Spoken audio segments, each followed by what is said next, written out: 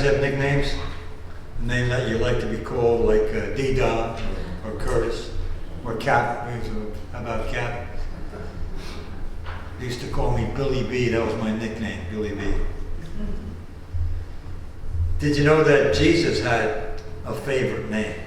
Have you ever wondered why Jesus called himself the Son of Man? Think about that today. Do you think that maybe he liked that title? What does that mean to you and to me? Let's take a look at this today. One of my very best friends called me and suggested that I do a message on the fact that Jesus was a man. So I thought we would look at it today. Was he a man? What actually was he? And that being the case, we must ask, was Jesus the Son of God?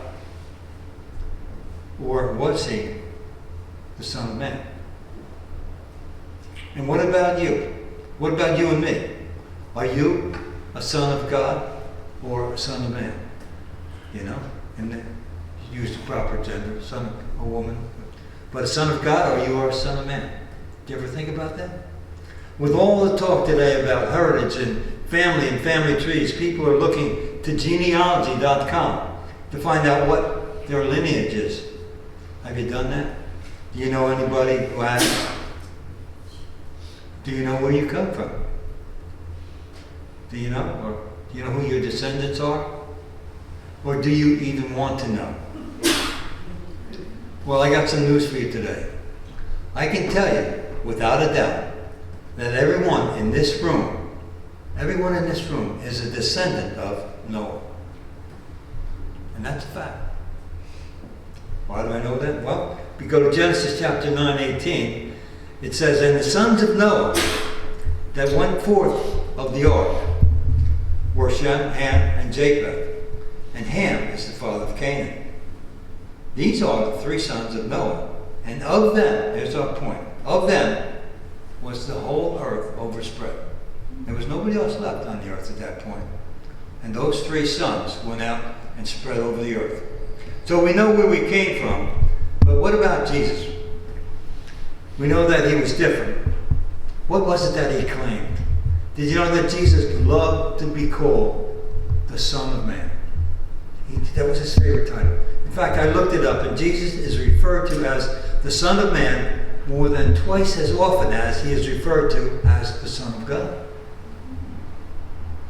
Roughly 27 times in the Gospels, and maybe up to 40 times in the entire New Testament.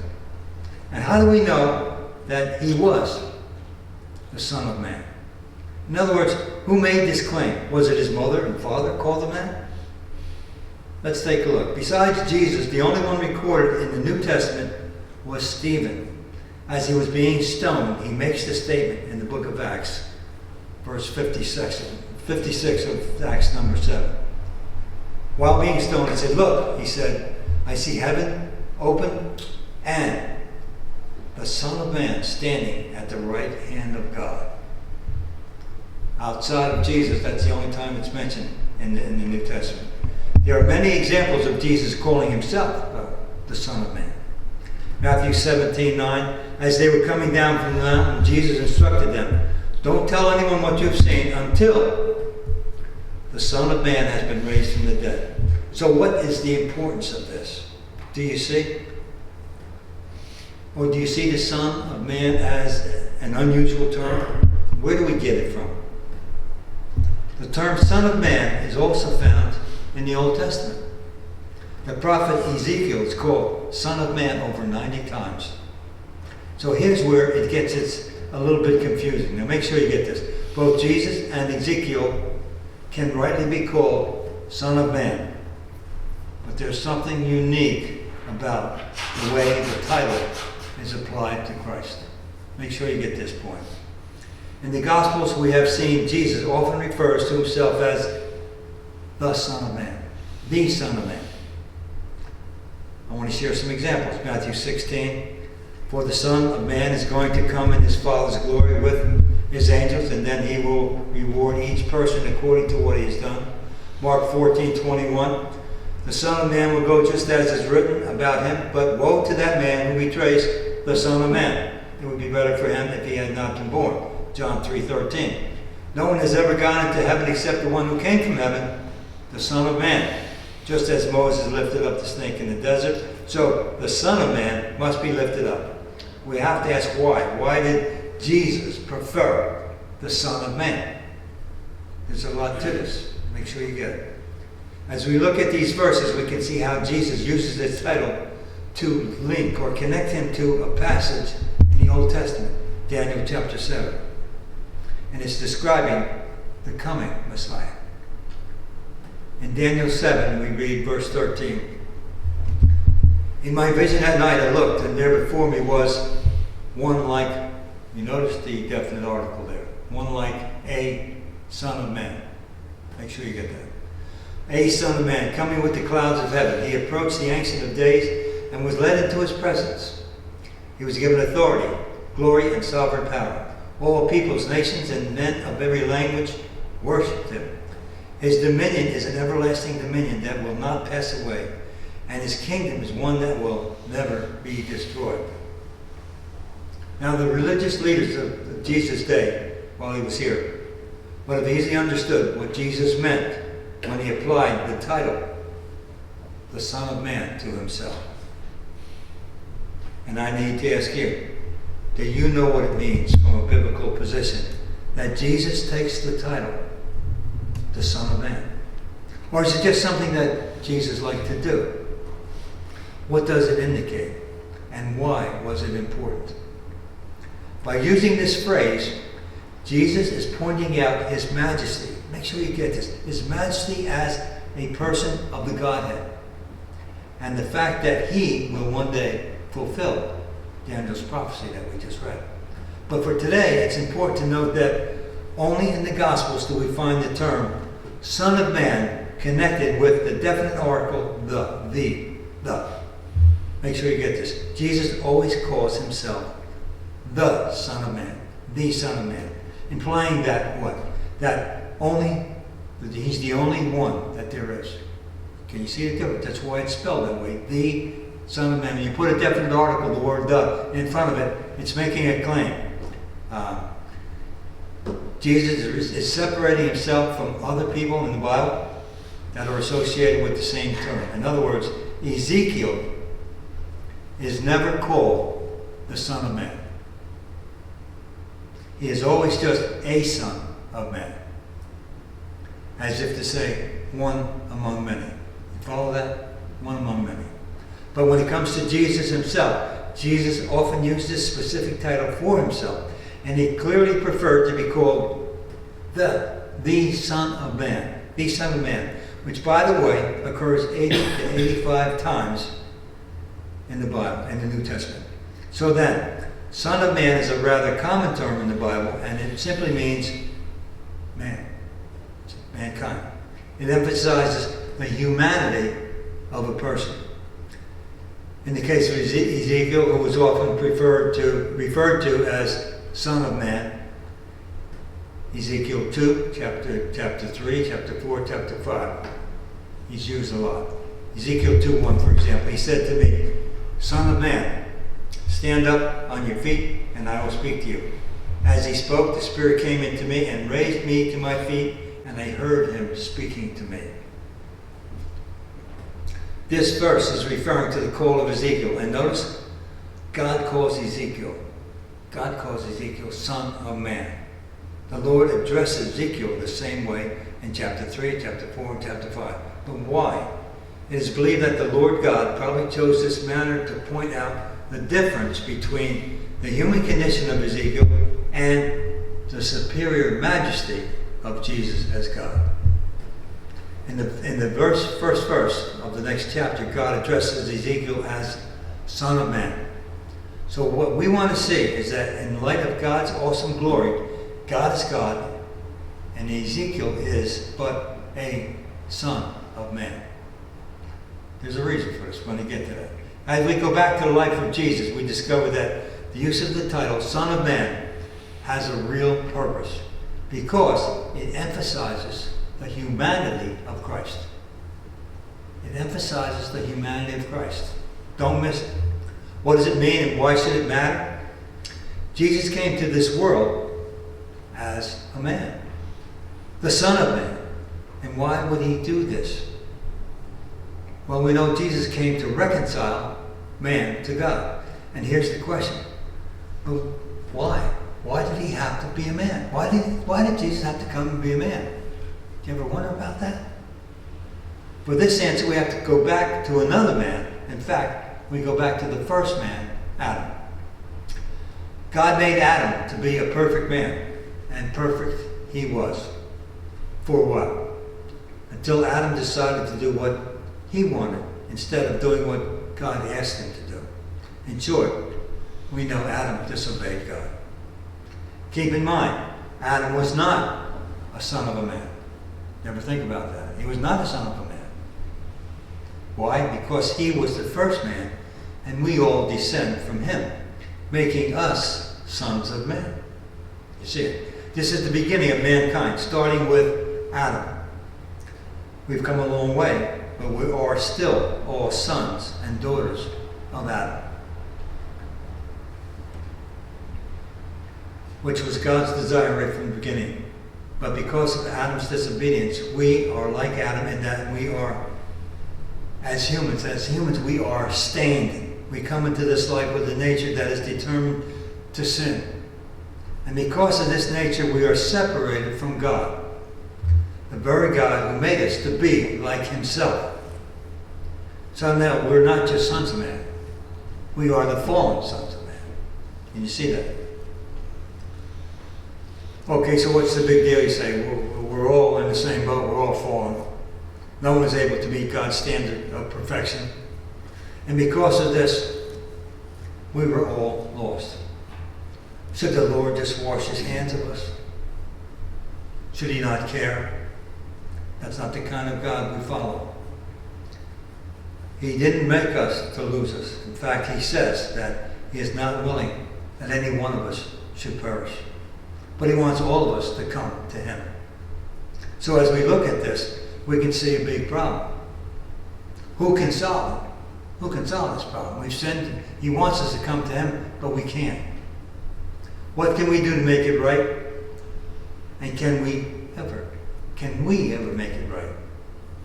We're talking about all of humanity. And down through the ages, different sincere people have tried in many different ways to make it right. But all of the attempts to cover our sin have failed. How can we make it right? We know that it is God that we have to turn to for forgiveness. Some might ask, well, why? Why do you have to turn to God? And the answer is because it is he that we have offended. And he that we will one day stand before and give an account to. That's why. We try and we say, well, we will do better. We'll make promises to earn his favor, but it never seems to work. And then one day someone has an idea. Why don't we ask God what he wants us to do, instead of trying to do it our way, trying to figure it out? So we go back to the garden, and we see that there has been a way provided for the forgiveness of Adam.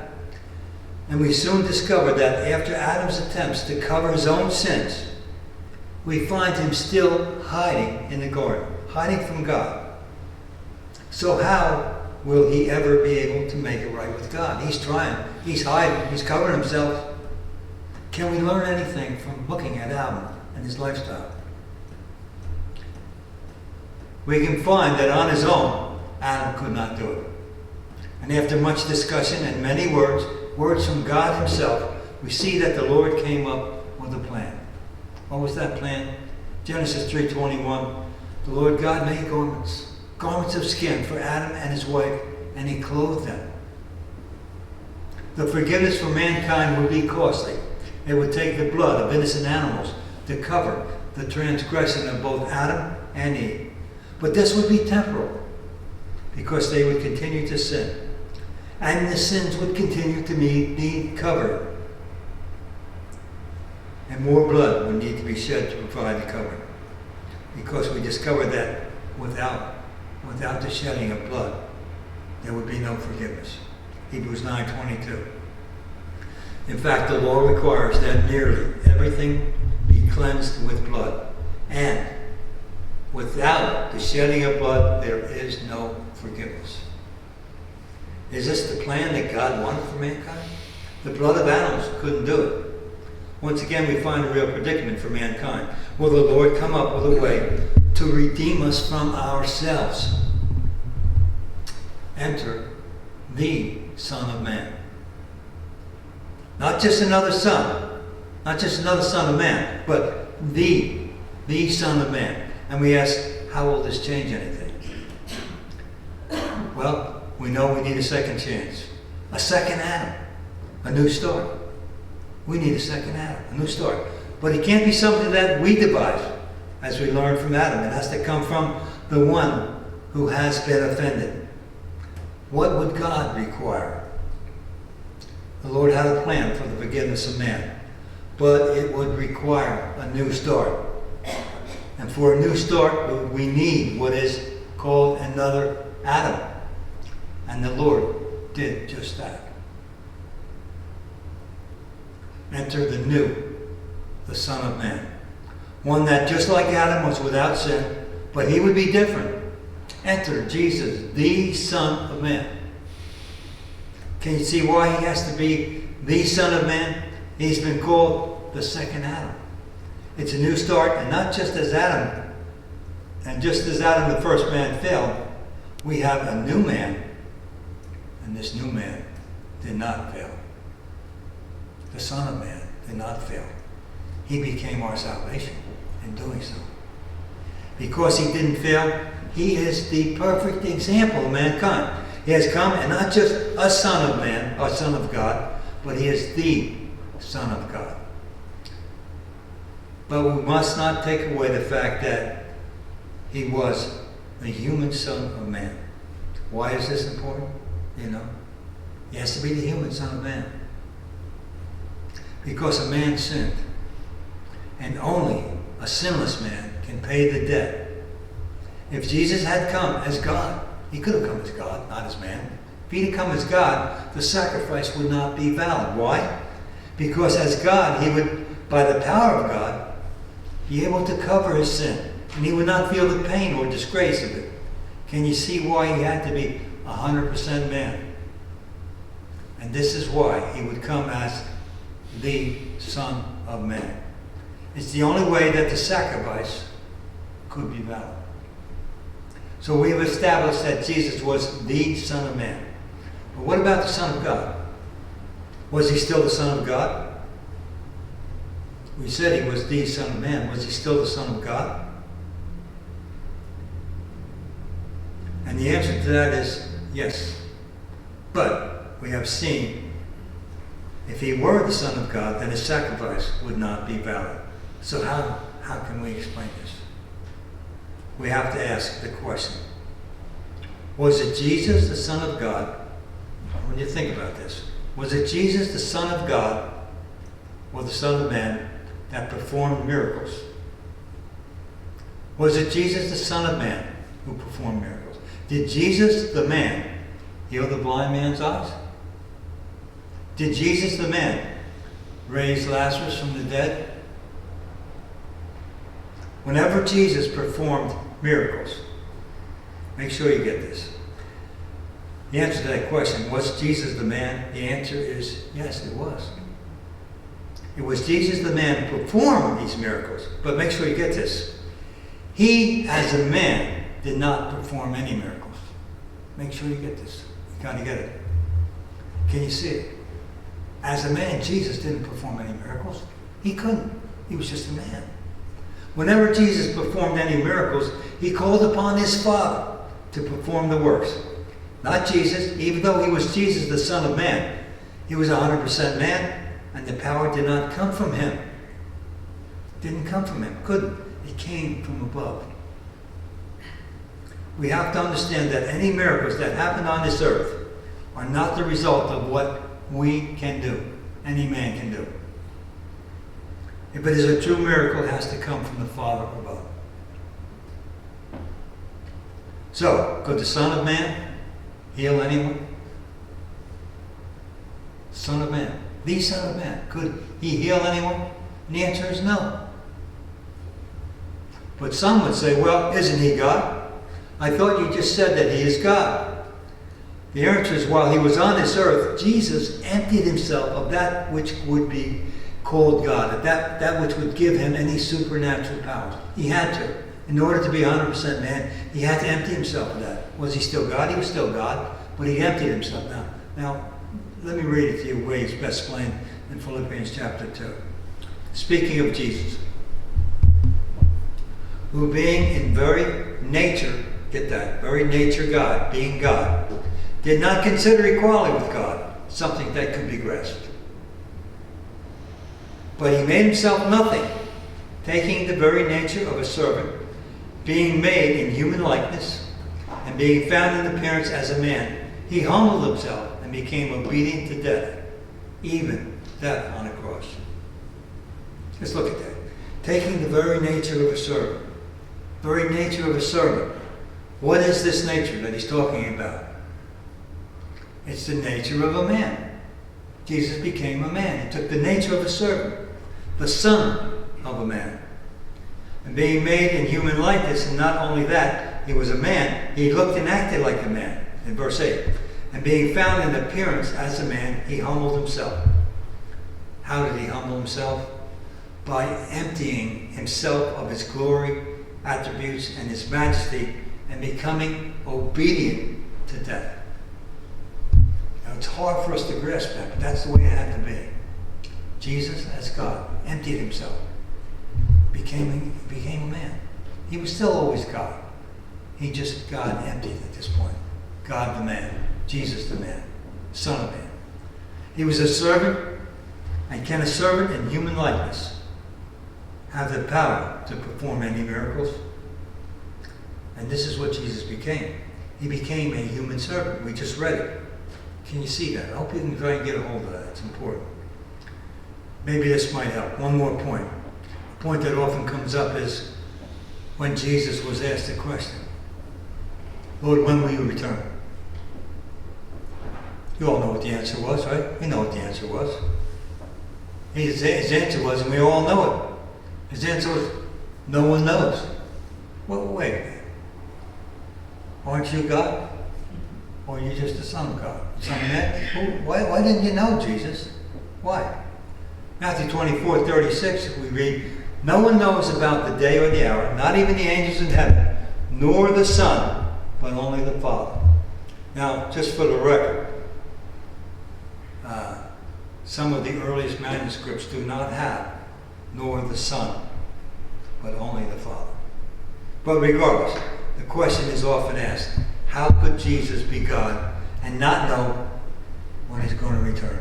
Now, we got a problem with this. How can we make this right? You know how he could? I thought that God was supposed to know everything. If Jesus was God, what happened? What went wrong? I hope by now you'll have your answer to this question. Let me put this in another way. First of all, we can be called a son. A son. But only Jesus is the Son of God. We'd be called a son of God. Only Jesus is the Son of God. Knowing that he himself always referred to himself this way. Make sure you see the difference. And second, never forget that just as we can say that we are sons of God, make sure you see the difference. Jesus is God the Son. The difference is that he is the Son of Man. That is, he is the epitome, the essence, the heart of humanity. Jesus is the sinless one. Jesus is humanity perfected. The one who has come to reconcile God to man. This is the way God said it had to be done. To sum it up, we are sons of a man, and we can be sons of God. Now here's the difference. Jesus is the Son of man, and Jesus is God the Son. Some may be saying that doesn't make any sense, because what you're saying is that Jesus is both God and man. That's exactly what I'm saying. That's exactly what I'm saying. That's the truth. He is 100% God, and he was 100% man. This is what we call a paradox. A paradox. But make sure you get this. As we sit here today, some things have changed. Yes, Jesus is and always will be 100% God. But he is no longer here on this earth as the Son of Man. You agree with that? You see that? What has changed? He has returned to his Father. And he not only knows the day and the hour, but as he said, he went away to do what? What's he doing right now as the Son of God? He's preparing a place for us. Rooms. Only he knows the hour. Does he know the hour? Yeah, he knows the day and the hour. You think so? Well, if we brought him back to earth, what do you know? The Son of Man has returned to his Father, and he not only knows the day and the hour, but as he said, he's going there to prepare. He's going there to prepare a place and then come back and take us to be with him where he is.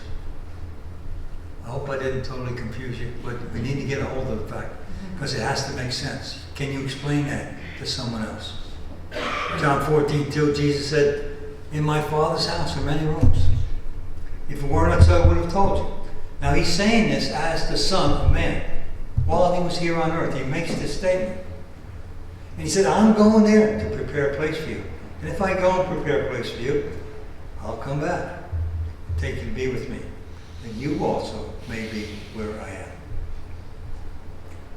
This is the plan of God. And because it is his plan, not some man-made plan, because it is his plan, it is guaranteed to work.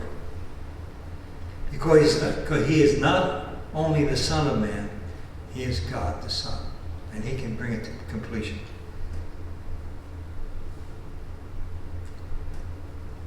So, try to remember that. Jesus was called the Son of Man. He had to be man. He had to be man to make it work. He's also the Son of God. It's a paradox. He's both 100% God, 100% man. He's no longer 100% man because he left that part of him and went back to be with the Father. He returned to his glory, his state. Let's pray.